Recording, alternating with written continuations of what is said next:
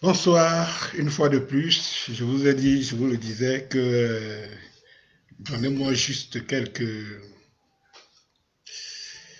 minutes que je revenais. Ah ben, je suis là et tout. On va aussi aller très vite au pas de course. Je vous disais, au titre, on revient toujours sur l'homme Jean-Pierre Amour Belinga. Je pense que c'est l'homme d'année 2020 au Cameroun. Eh bien, je me pose la question, est-il un lanceur d'alerte? Jean-Pierre Mourbilinga est-il un lanceur d'alerte? C'est mon point de vue que je vais essayer de brocher ici avec vous tout de suite. Juste, on se met encore quelques-uns là maintenant pour qu'on aille très vite au pas de course. Est-ce qu'on peut écouter un petit bout de musique? Non, non, je vais me passer de la musique tout, tout, tout de suite. Je vais vous dire, vous savez très bien où vous pouvez trouver la musique d'Anne Scorpio, c'est justement sur sa page YouTube d'Anne Scorpio. Et comme je vous le demande tout le temps, allez-y tout simplement et faites si, votre abonnement ou bien faites abonner votre entourage parce que le meilleur reste à venir là-bas. Donc, on va aller très vite. Et puis vous pouvez aussi mettre la like là-bas, la cloche. Sinon, à la Deuxième République, la page qui est sur Facebook, la Deuxième République, et vous allez savoir pourquoi. Cette page est intitulée La Deuxième République, parce que dans les semaines à venir, c'est par là où je vais beaucoup faire mes directs. C'est par là-bas où je vais beaucoup faire mes directs à la page de la Deuxième République, ou alors tout simplement, on va toujours rester sur la page d'Anis Scorpio sur YouTube, ou alors tout simplement sur Twitter, toujours d'Anis Scorpio. Donc, voilà, souhaiter tout simplement qu'on me laisse tranquille. Hein. Les gars, je n'ai pas les pieds sur terre. Je suis tout simplement un patriote qui estime que je dois prêter ma petite voix à la nation, à mes frères, apporter aussi ma touche comme ça, et surtout pour ne pas toujours laisser comme le direct que je venais de faire précédemment. Quand je vois des opposants parfois, ils ne savent pas qu'ils disent une chose son contraire. Si vous avez des gens qui sont dans un cap comme ça, ne les rejetez pas dans la distraction. À un moment donné, ils ne comprennent pas ce qui est bon, ce qui est mauvais. Si vous êtes dans une lutte, vous restez dans cette lutte. Vous ne vous dites pas, non, ici, vraiment, il faut reconnaître. Ce n'est pas parce que les gens ne connaissent pas, mais ils estiment qu'il faut être parfois radical. Comme ce système qui nous gouverne est radical, vous ne pouvez rien revendiquer ici. Vous avez vu comment les sous-préfets font à merveille, ils rendent service à merveille à leurs supérieurs, et en retour, ils polluent, ils pillent, ils organisent le pillage, la destruction, la pauvreté dans nos, dans nos, dans nos, je veux dire quoi, la pauvreté dans nos villages, ils spolient nos richesses et tout ce que vous connaissez. En retour, ils font le travail qu'on leur demande parce que c'est l'image là, c'est ça. Donc, le peuple, lui, les pris en otage partout. Et ne venez pas demander à ce peuple-là, lui, de faire des concessions alors que vous avez en face un régime dur, c'est-à-dire que pur, mûr et dur, c'est-à-dire que du 21e siècle, il y en a très peu dans le monde. Il y en a très peu dans le monde. Et s'il y a des régimes aussi durs, purs, durs, qui perdurent, qui persistent, à laisser, à maintenir leurs citoyens dans l'oppression, dans un système de pauvreté totale. Au Cameroun, malheureusement, notre pays en fait partie. Alors, ne demandez pas aux Camerounais d'être conciliants. Non. Je pense que quand le régime, si le régime change d'arme, malheureusement, on n'en a jamais vu, et s'il y a quelqu'un providentiel, un homme providentiel qui vient justement penser à la patrie, vous allez vous rendre compte que le pays va aimer son armée, le pays va aimer ses institutions, le pays, oui, et tout. Et c'est lui qui va aller contre toutes ces institutions du pays, il sera rejeté par, non seulement par la loi, mais par l'ensemble des Camerounais. Donc, Francky Stulongo, tu dis, il y a la victoire au Mali. Bon, je ne sais pas, je vais vérifier l'information. Peut-être tu dois déjà être devant, tu es en train de m'informer et de nous informer. Ça serait une très bonne chose. Ça serait vraiment une très bonne chose. Comment elle va venir au Cameroun, on ne sait pas, mais ça sera une très bonne chose. Il faut lire entre les lignes. Vous savez, quand on dit souvent, nous allons y arriver, mais ça dépendra de la manière et du temps que vous voudrez qu'on y arrive. C'est une façon de dire tout simplement que, vous savez, c'est un juriste. Un juriste, quand il parle, il pèse ses mots. C'est pour cela que je vois, nous, on nous prend trop vite parce que parfois on peut dire des choses et puis les gars, ils arrivent à un moment donné à trouver une corrélation avec la loi pour vous dire que non, ce que vous avez dit là, c'est une diffamation et ceci, cela. Donc, quand on pèse ses mots, quand il dit nous allons y arriver, ça dépendra de vous, ça dépendra du temps que vous allez décider. Cela veut dire que, il va vous dire que si vous voulez que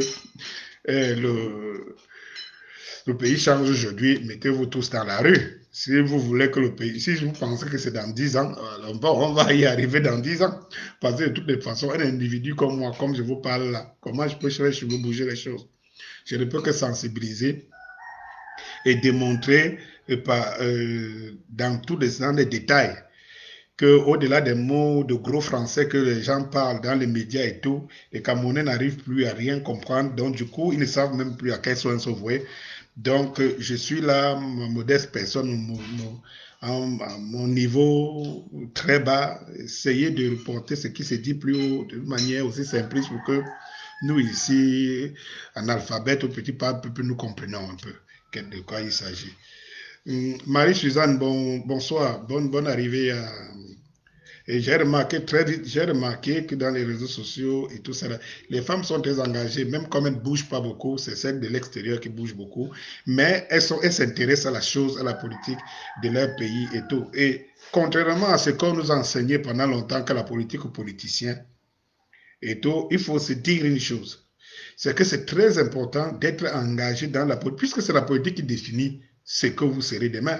C'est la politique qui va définir si on va imposer le mariage pour tous. C'est la politique qui définit si le pays sera un pays de PD, des homosexuels, des lesbiennes, partout. C'est la politique qui décide. Donc, si vous dites que vous ne participez pas à la chose politique, vous n'aurez que ce que vous avez laissé. Et les autres qui ont trouvé que c'est par là où tout va changer, où tout peut être fait, vous n'aurez que des résultats à vous-même. Il y a beaucoup de lois ici, comme je disais, quand vous allez dans l'arrière pays, vous ne savez pas comment on pille les Camerounais, on pille les richesses et les réserves qui sont pour des générations futures. Parce que les jeunes qui sont ici en ville ne savent pas que leur avenir se joue dans leur village, avec les sous-préfets et tout cela, toute cette l'expoliation, le pillage, et de tout, ils foutent le bordel partout. Et tout, le moment où vous allez croire, vous allez penser, même si ce régime arrivait à se relever, il y aura des gens qui auront tout perdu. Hein. Tout perdu, vont seulement se rendre compte que ce qui devait être une opportunité pour eux, naturelle, il n'en est plus un. Beaucoup vont se réveiller, on va leur dire que oh, c'est dans ton village maintenant qu'il y a l'évolution, il y a la production, il y a ceci, cela. Il va se rendre dans ce qu'il pense être son village, qu'on va lui dire qu'il n'y a plus rien, ne serait-ce que même une tige de macabo. Je ne parle pas de la terre, qui l'appartienne et tout. Et il faut que les jeunes et les gens soient conscients de ça. Que soyons en ville, mais sachons que ce qui fera nous demain, c'est ce qu'on a dans l'arrière-pays. Et dans l'arrière-pays, le bordel que les sous-préfets et tout cela font là-bas derrière, mais c'est de la merde.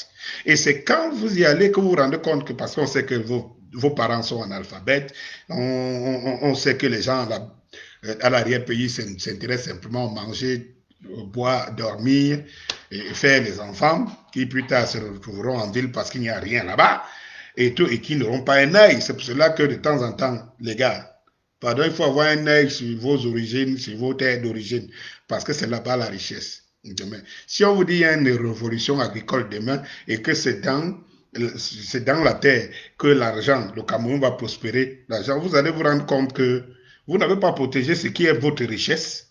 Et quand on a pillé tout ça là, pendant que vous étiez en train de chercher de quoi manger, vivre en ville, il faut s'en rendre compte, soyons conscients de ça. Donc, je disais, Jean-Pierre Amourou Belinga, pour revenir au but du sujet, est-il un lanceur d'alerte? Il y a des gens qui estiment que je soutiens trop Jean-Pierre Amourou Belinga, machin truc. Je vous ai dit dans une des vidéos que vous ne pouvez pas demander, vous ne pouvez pas dire, dans un pays où on ne demande pas à quelqu'un où sort sa richesse, ce n'est pas à Jean-Pierre Amourou Belinga que vous allez demander où sort sa richesse. Dans un pays où on ne demande des comptes à personne, sauf aux pauvres peuples et tout cela, vous n'allez pas aller demander à Jean-Pierre Belinga les comptes. C'est de ça qu'il s'agit. Bien au contraire, je continue à le dire, malgré les frasques qui sortent tous les jours et tout, je continue à le dire, Jean-Pierre Belinga est une opportunité pour les Ekambeti, est une chance pour les Ekambeti, est aussi une petite lumière pour tous les Camerounais entiers. Pour tous les Camerounais, parce que de toutes les façons, les Camerounais attendent qui? Attendent de ceux des Camerounais qui ont de l'argent et qui investissent au Cameroun, créent des emplois. Donc, ça permet aux Camerounais, à beaucoup de Camerounais de trouver de quoi ils vont manger. Est-il un lanceur d'alerte, puisque c'est de ça que traite cette vidéo? Je me pose cette question et en vous d'en juger fort opportunément. Edouard, c'est Sloboden, je crois, des lanceurs d'alerte dans le monde qui sont traqués par-ci, par-là, qui sont en exil à gauche, à droite. Vous savez très bien ce que c'est qu'un lanceur d'alerte. Est-ce que Jean-Pierre Amourou Belinga s'inscrit dans cette logique de lanceur d'alerte? Et pour moi, si vous voulez, à ma modeste personne, mon modeste raisonnement, je vous dirais oui. Peut-être le lanceur d'alerte malgré lui, mais lanceur d'alerte quand même. Je m'explique. À travers la vidéo, à travers la conversation que Jean-Pierre Belinga a avec l'ambassadeur du Cameroun en Afrique centrale, représentant des institutions et du chef de l'État en Afrique centrale, la conversation que Jean-Pierre Belinga a avec le secrétaire général à la sécurité nationale, le patron de la police, le patron de la sécurité nationale, attaché à la présidence, au secrétariat. Les révélations ou bien la dénonciation qu'Amourou Belinga a fait faire à travers ces médias sur le directeur général de la sécurité nationale qui cumulait avec le poste d'ambassadeur en Espagne. Allez voir. Allez voir comment c'est possible. Allez voir. Mais au Cameroun, tout est possible. Et c'était comme ça pendant moins, je crois, 10 ans. 10 ans. Ça veut dire que quelqu'un, il est patron de la sécurité nationale au Cameroun, où il doit être, où il est là en permanence, mais il est ambassadeur, il est représentant du chef de l'État en Espagne. Oh, il faut venir au Cameroun pour le voir. Et ça passe comme une lettre à la poste. Voilà les institutions camerounaises. Quand vous voyez tout cette... il y a une autre conversation qui circule où un certain Ekodo, des gens dont on connaît qui sont à l'entourage, à la présidence et tout, une conversation où Amourou Belinga est avec quelqu'un qui serait en corrélation avec celui qui voit, qui cause avec le père, ça veut dire que Paul Biya, et qu'il aurait dit que non, il ne faut pas qu'on sanctionne Amourou Belinga, mais il faut qu'on le fasse une sanction, je veux dire une sanction traditionnelle et tout, et que Amourou Belinga s'y prête et tout. Quand vous prenez toutes ces choses-là, vous les mettez dans un panier. vous avez une question, vous avez à répondre à une question si Amogo Belinga n'est pas devenu un lanceur d'alerte. Lanceur d'alerte, pourquoi? Parce qu'en fait, à travers Amogo Belinga, Jean-Pierre Amogo Belinga, nous nous rendons compte de comment le Cameroun fonctionne et de comment les institutions camerounaises fonctionnent. Et nous nous rendons compte que nous sommes là face à une institution qui fonctionne comme une famille de la mafia. C'est-à-dire qu'une voilà, une famille de la mafia. Donc il y a une hiérarchie qui part depuis celui qu'ils appellent le vieux, eux-mêmes ils appellent le vieux, jusqu'aux gens qui ne sont pas membres de ces institutions, comme dit Jean-Pierre Amogo Belinga. Comment Jean-Pierre Amogo Belinga n'a pas un poste au sein de la fonction publique, au sein des institutions du pays, mais qu'il a une telle influence au point où il faut bouger le directeur général de la sécurité nationale, il faut bouger le secrétaire général de la sécurité nationale, il fait baver les ambassadeurs et tout. Alors, il nous plonge, Jean-Pierre Amogo Belinga nous plonge au cœur même, au cœur de l'institution camerounaise, depuis sa hiérarchie jusqu'en bas. À travers Jean-Pierre Amogo Belinga, on comprend comment le régime fonctionne. Si on est capable de lui dire, on est capable de dire à Jean-Pierre Amogo Belinga, on est capable de lui dire que à travers Jean-Pierre Belinga, que le père, le vieux, a dit non, il ne faut pas qu'on le porte plainte et tout. Sachant que lui, Amogo Belinga, nous a déjà démontré par A plus B qu'il est la bouche et l'oreille du ministre de la Justice. Alors, le père a dit non, qu'on lui donne une sanction traditionnelle parce qu'il a manqué de respect à son supérieur, à son aîné. Ce n'est pas supérieur, mais à son aîné. Regardez très bien ce qui se passe dans ce pays. Ça veut dire que vous avez le directeur général de la Sûreté nationale qui est dénoncé par un individu qui s'appelle Jean-Pierre Amogo Belinga, qui n'occupe pas une fonction régalienne ou autre dans l'administration publique ou bien dans la fonction publique.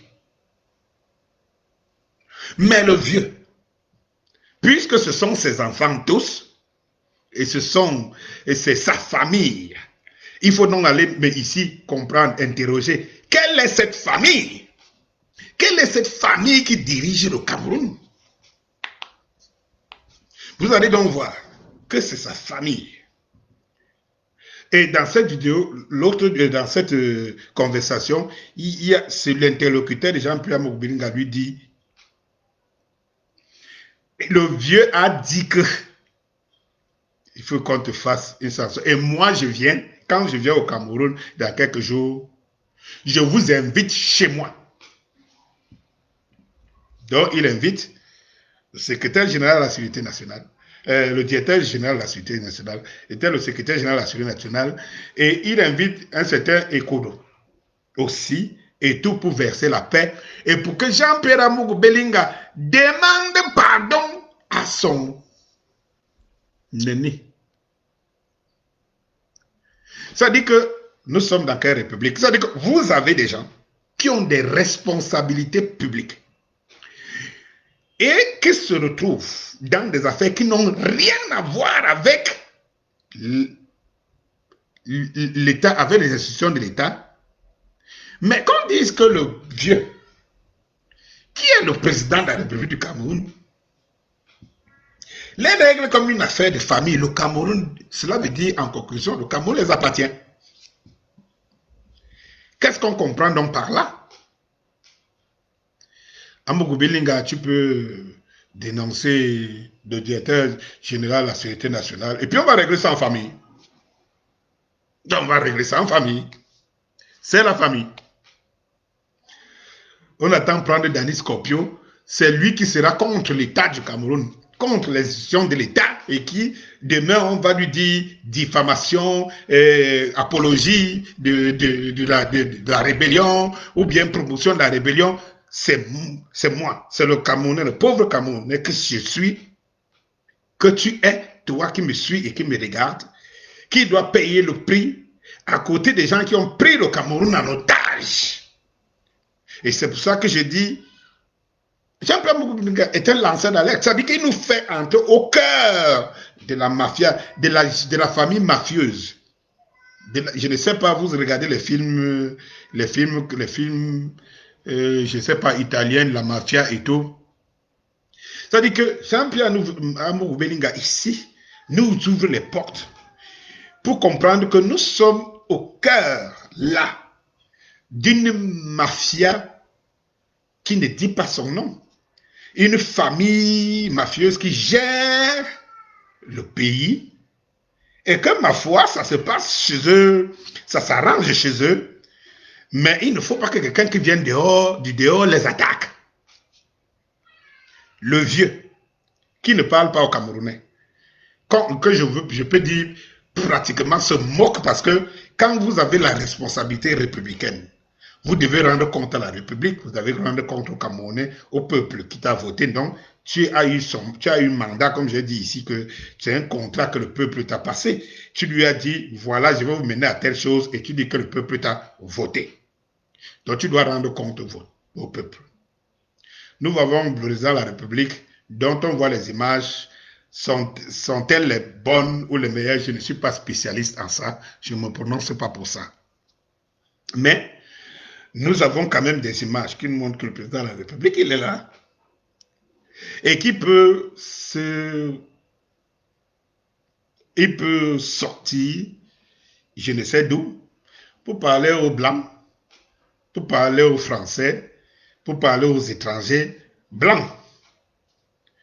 Et qu'à défaut, pour participer même en vidéoconférence, je dis bien en vidéoconférence, à une réunion qui réunit les chefs d'État de l'Afrique centrale, dont le Cameroun a le leadership et dont le président de la République du Cameroun devrait être le parrain de tous les autres de l'Afrique centrale. Il ne répond pas présent. Pas qu'il se déplace, il dit en vidéoconférence. Pendant ce temps, on nous le montre quand il faut recevoir les Blancs. Il y a des crises, il y a la crise sanitaire, il y a des crises au pays, il y a des tueries, des Camerounais qui s'entretuent, il y a des sous-préfets qui font n'importe quoi et tout. Vous avez un président qui ne trouve pas une raison de s'exprimer, de parler aux Camerounais. Et pour moi, ça c'est grave. C'est assez grave. Alors, face à ça, vous entendez quand même que eux, entre eux, de la famille de Dom Pépé Carita, Dom Pépé Pillard, quand il y a un trouble, quand il y a mésentente ou bien bagarre au sein de la maison, le vieux, on va le voir dans son lit. On lui dit que comme tu vois là, hein, il y a un problème. Vous allez vous rendre compte. Est-ce qu'on vous dit que ce dont le délégué est exposé, le délégué est exposé, est vrai, faux, est bon pour la République ou pas? Non, ce n'est pas de là où il y a débat. Le débat, c'est que comment Jean-Pierre Amour-Bellinga peut l'indexer comme ça publiquement, ou bien peut l'exposer. Il doit s'excuser au sein de la famille. Pourquoi? Parce que eux, c'est la famille. C'est eux qui ont la République, le pouvoir de la République. Et le Cameroun est à part. Donc, quand Jean-Pierre Bellinga dénonce, hein, alors la famille doit se réunir pour punir l'enfant têtu. Qui est Jean-Pierre Bellinga? L'enfant têtu qui va exposer les choses de la famille aux étrangers qui sont les Camerounais. Voilà comment il faut comprendre la chose. Alors, à partir de ce moment, on est en droit de répondre à cette interrogation. Si Jean-Pierre Moukoubelinga n'est pas lancé d'alerte, et qu'à travers Jean-Pierre Moukoubelinga, les Camerounais se plongent dans l'univers de la famille de Dom Pépé Piat, qui contrôle tout. Qui contrôle tout. Les gens, j'ai entendu les gens dire ici que, pardon, excusez, je mets un peu des lunettes de, pardon, une seconde.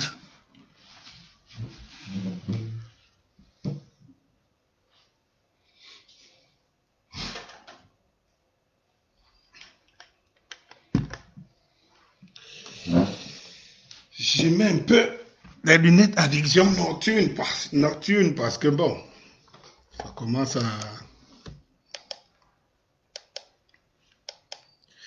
Donc, je vous disais, donc là, Jean-Pierre Moukoubelinga nous plonge au cœur de la mafia de Dom Pépé Piat, qui est une famille et qui doit protéger, et vous savez, et quand je vous parle, vous avez l'impression que je lance des mots en l'air. Si vous savez ce que c'est que la mafia et la famille mafieuse, comment elle fonctionne, si vous écoutez tout ce que se passe autour de Jean-Pierre Moukoubelinga avec des négociations, des conversations, allez me dire si ce n'est pas à y ressembler ou alors ce n'est pas le mode de fonctionnement des familles, des grandes familles de la mafia. Et comme vous savez, elle fonctionne comme elle fonctionne. Cela veut dire que, comme vous m'entendez parler là, si la mafia estime que là, je deviens très menaçant, elle va me frapper.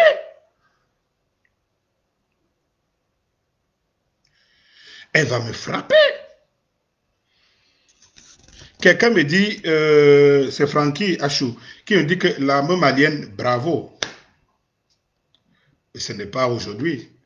Vous savez, Amanou Toumani Touré, il avait tué beaucoup de gens. Je glisse un peu pour parler un peu de l'armée malienne. Toujours au Mali, il avait tué beaucoup de gens. Quand le multipartisme a commencé, parce que les Camerounais, comme on dit qu'on en va à l'école pour le savoir, mais on ne connaît jamais rien, on ne connaît rien. Et les Camerounais oublient très vite. Quand dans les années 90, juste pour faire une petite glissade, vous savez, on glisse beaucoup dans ce pays. Donc, dans les années 90, lorsque les Camerounais, lorsqu'il y a le vent de la démocratie, il y a, comment on appelle l'ancien président malien, quelqu'un va me rappeler. Il va envoyer Amadou Toumani Touré, qu'on appelait ATT, qui était le général, le chef d'état-major des armées de Mali, dans la rue pour aller mater les Maliens qui revendiquent la démocratie et tout. ATT va aller avec l'armée dans la rue et il tirera sur les Maliens, mais les Maliens avanceront. Parce que on connaît, je ne sais pas quelle histoire et qu'est-ce qu'on nous apprend, qu'est-ce qu'on apprend. Il va tirer et l'armée va avancer. Amadou Toumani va tuer beaucoup de Maliens sur la place publique et que les Maliens avaient décidé qu'ils ne reculeront jamais. Ils vont tous mourir pourvu qu'on les tue tous. Pendant ce temps, le régime qui les amène, donc le président qui envoie son chef d'état-major aller mater, écraser les Maliens qui se révoltent, il prend toute sa famille, il l'envoie à l'étranger. Et quand il se rend compte que malgré le fait que ça se passait comme ça, l'armée tirait et tuait, la cause était perdue. Le peuple était décidé. Il se retrouve à l'aéroport en train de prendre l'hélicoptère avec le reste de, son équipe. Et quand Amanou Toumani Touré ATT comprend que non, je ne vais pas tuer tous les Maliens. Non, l'affaire c'est non. Il faut que j'aille dire au président que non. Vraiment, c'est déjà de trop. Je ne peux pas continuer à tuer. Il arrive au palais. On lui dit que le président à l'aéroport peut prendre l'hélicoptère et partir. C'est comme ça que Toumani Touré va se rendre à l'aéroport et il va plaquer l'hélicoptère au sol. Que s'il bouge parce qu'il est arrivé à temps, il détruit l'hélicoptère en l'air. C'est comme ça qu'on va arrêter le président qui a donné l'ordre au chef d'état-major d'aller tuer dans la rue. J'ai entendu quelqu'un dire ici que l'armée patriotique et machin et tout ça là. Je ne vais pas me prononcer. Je pense que lui-même, il peut se prononcer. Et ceux qui le disent peuvent se prononcer dessus quand on compare les armées. Et alors, il sera arrêté. Il sera jugé. Il sera condamné. Il sera emprisonné. Et ATT va prendre le pouvoir. Et il va organiser logiquement des élections. Et il va revenir au pouvoir, rester pour diriger. Malheureusement, les Français, comme d'habitude, voyant que ceux qui étaient là voulaient faire du Mali un territoire, machin, que le Mali était le puissance de l'exploitation du Niger, de l'uranium du Niger et tout ça, la machin, truc. On a renversé ATT. Imaginez, on a renversé un président par un coup d'État. On a renversé un président à la veille d'une élection dont il n'était pas partant. Il était sortant et avait décidé de ne pas se représenter. On le renverse et jusqu'à aujourd'hui, le Mali connaît tout ce que vous connaissez. Donc, en fait, je ne voudrais plus citer l'armée. Il y a, oui, il y a Tchangé Marcel qui me dit que le code est connecté depuis Bruxelles. Merci beaucoup. Merci. N'hésitez pas de partager, surtout être l'abonnement sur YouTube Danis Scorpio ou encore sur la deuxième page de la deuxième République sur Facebook ou encore sur Twitter Danis Scorpio. Donc, je disais que pour revenir au problème de Jean-Pierre Amourou Belinga, je veux dire qu'il faut que les Camerounais restent lucides et lisent toujours des choses dans un sens qui est leur intérêt. Et personne ne vous condamnera pour ça, de voir des choses dans votre intérêt, parce que vous êtes le peuple. Nous sommes le peuple, nous sommes la patrie. Tout ce qui va dans l'intérêt du peuple est bienvenu. Et on ne va pas te dire de ne pas d'en être contre. Oui. Donc, Jean-Pierre Belinga, pour moi, c'est un lanceur d'alerte. Peut-être un lanceur d'alerte malgré lui. Malgré, je dis bien, malgré lui. Il nous montre qu'un ambassadeur a fait du business qui n'a rien à voir avec les fonctions régaliennes d'un ambassadeur et qui plus est représentant d'une nation et du chef de l'État à l'étranger. Il nous montre que le délégué national de la sécurité nationale fait des business et tout ça, lui-même le même délégué étant encore, parce que je crois que c'est maintenant qu'on venait de le remplacer, ambassadeur, machin, étant en même temps ambassadeur à plus de 6,5 kilomètres d'ici.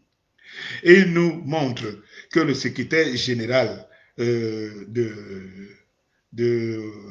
la sécurité nationale, un personnage aussi puissant qu'il puisse l'être, il peut le tutoyer et lui dire, tais-toi, et tu vas voir, tu vas en subir les conséquences.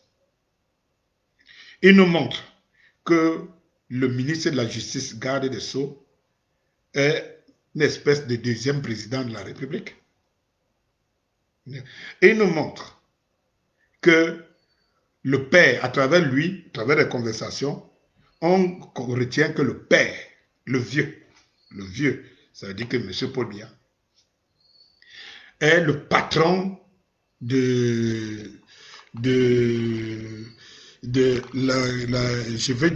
vais dire quoi. Donc, il nous montre que dans Pépé Pia, je ne veux pas je veux quand même que ma petite intelligence retienne que les choses ne sont pas toujours comme on les pense. Que donc Pépé Pia est le patron, est le père, le vieux, le parrain d'une mafia qui gère le pays et que cette mafia, c'est une famille. Et une famille où on ne doit pas se trahir. Une famille où on ne doit pas manquer de respect à la hiérarchie. Une famille où on ne doit pas manquer de respect à son aîné, pas supérieur, à son aîné. Et, et que le fait de manquer de respect à son aîné et surtout de sortir les affaires de la famille hors du cercle familial, vous devez être frappé pour ça. Donc, les Camerounais comprennent aujourd'hui, ils sont au cœur de la gestion de ce pays. On nous montre comment ça fonctionne. Que tu sois à la fonction publique, que tu sois à l'administration, que tu sois responsable d'une institution publique, ou que tu sois juste un, je ne sais pas, un cahier de quelque part, que tu sois un coupeur de tête, que tu sois qui ou que ce soit, si tu appartiens à la famille, c'est la famille. Et les affaires de famille se gèrent comme se gère une famille. Ça veut dire que le Camerounais que nous sommes ne fait pas partie de cette famille. Malheureusement, nous ne faisons pas partie d'une famille, mais c'est cette famille qui nous gouverne. C'est cette famille qui nous gère. C'est cette famille qui dicte les lois et qui ne discute avec personne. C'est cette famille. Vous savez, à une époque, en 2010, quand je sors mon maxi single Ça va mal, featuring Valsero, il y a la chanson même Ça va mal. Écoutez bien, je vais reprendre des phrases qui sont dans cette chanson que vous pouvez retrouver sur YouTube, Danny Scorpio, Ça va mal. Et quand je prends mon couplet, je l'ai déjà fait dans une vidéo ici, je le répète pour qu'on comprenne bien. Je voudrais partir, ça va mal, le peuple va si mal, plus rien à faire ici, on n'a plus qu'à partir. Voilà le refrain. Et je voudrais partir et revenir rectifier le tir. Non, le temps passe si vite que ça risque de devenir pire. Pourquoi fuir? Si je peux mourir à martyr, j'éviterai le pire aux générations à venir. Écoutez-moi bien, je voudrais partir et revenir rectifier le tir. Comme beaucoup de mes frères ont choisi de partir et venir rectifier le tir, comme ceux de la diaspora aujourd'hui qui se disent du haut de notre position que nous sommes là, nous sommes à même d'agir, nous sommes capables d'agir. Malheureusement, je suis souvent parti, je suis revenu et tout, et je vais le dire dans la suite de la chanson. Parce que je dis, je voudrais partir et venir rectifier le tir. Non, le temps passe vite, ça arrive de devenir pire. Pourquoi fuir? Si je peux mourir martyr, j'éviterai le pire aux générations à venir. Je n'irai nulle part ailleurs, frère. Ça, c'est clair. Ici, c'est mon pays, la terre de mes ancêtres.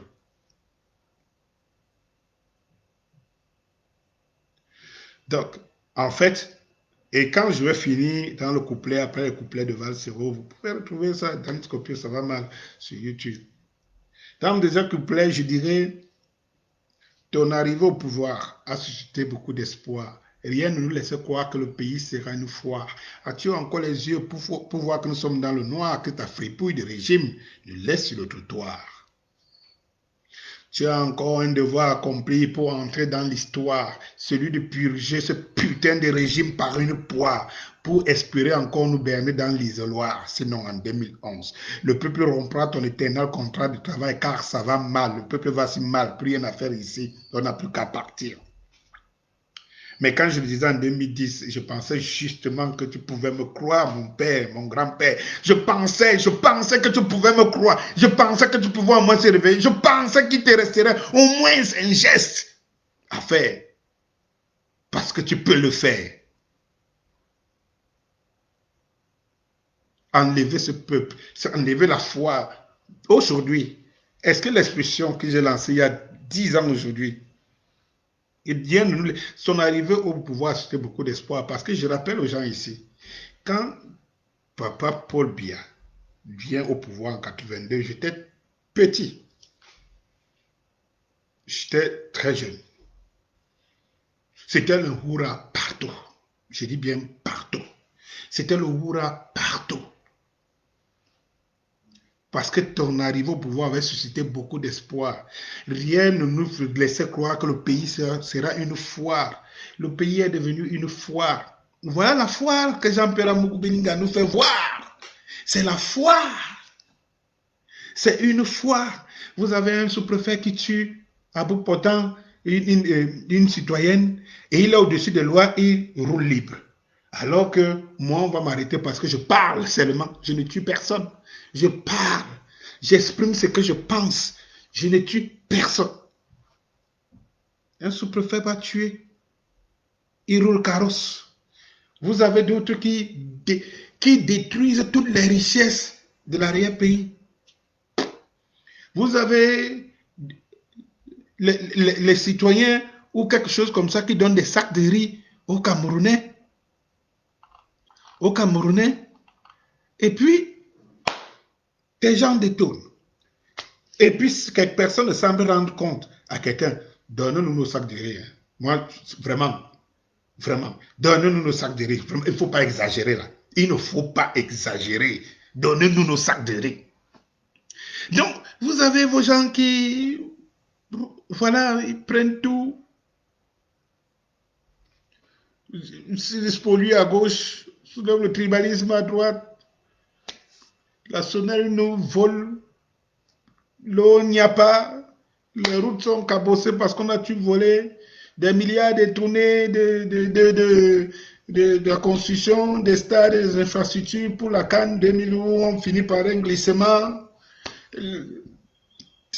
Tout est plus de 34 sociétés qui ont fermé sur les 60 poussières qu'il doit laisser. C'est le chaos total partout. Le pays est devenu une foire. Et qu'est-ce qu'on nous dit? Que le vieux a dit, non, Jean-Pierre Amougou Belinga, tu ne devais pas, il faut respecter ton ennemi.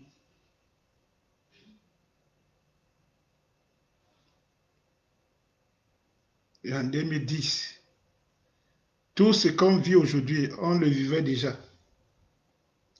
Et je veux même le dire dans une autre chanson, Mon Testament. Ici, toujours du même maxi single, et qu'on retrouve YouTube, Denis Scorpio, Mon Testament. Où je disais depuis, c'est l'enfer, la misère, la galère. Le chaos frappe à nos portes, le régime est impérial. Fort, puissant, règne sans partage et n'entend aucunement pas changer de langage. Je dirais à mon fils qu'ils sont devenus des super patrons. Ils ont hérité des méthodes de leur père colon et n'entendent aucunement pas changer de façon car pour eux, nous réduire à moutons, ce n'est pas du tout con. C'est ce qu'on vit. Oui, Jean-Pierre Amougou Belinga, ce que je retiens de toi, c'est qu'en mal ou en bien, ou contre ton gré, tu nous fais plonger au cœur de la mafia camerounaise et savoir comment la famille régnante, fonctionne. Et pour ça, au moins, c'est une révélation. C'est des révélations. Et que les Camerounais, je pense, devraient, même s'ils ne sont pas toujours d'accord avec toi, c'est dire, mais à travers cet homme quand même, nous comprenons comment ça fonctionne. Je m'en vais vous laisser là ce soir. Et à ma prochaine vidéo, je vous parlerai de... Je vais revenir dans le corps, dans un des corps que j'essaie aussi le mieux faire, qui est le corps de la musique, parce que ça va partout, dans tous les sens là, au droit d'auteur. Et puis, j'ai une vidéo à faire dessus et je pense que si on m'écoute de ce côté-là, beaucoup de choses peuvent changer. Mais est-ce que j'ai donc le pouvoir d'être écouté? Je ne suis pas une star qui chante les fesses pour que dès que je fais un direct, il y ait 50 000 personnes qui écoutent, qui regardent. Je ne suis pas une star de faits divers. Que dès que je sors, on se dit quel est le fait divers qu'il va encore lancer. Parce que c'est là où vous trouvez des centaines de milliers de personnes qui, qui sont greffées en direct. Mais, les gars, boys and girls, le Cameroun, c'est notre vie, c'est notre avenir. Pour ceux qui ont déjà trouvé de quoi manger jusqu'à la fin, pensez à vos enfants. Mais si vous êtes aussi, pour ceux qui sont dans des pays qui sont développés, pourquoi penser que c'est une arrivée en soi et que votre pays ne peut pas être pauvre? Pourquoi les choses qui regardent votre pays, vous les regardez comme si c'était un fait divers qui venait d'ailleurs?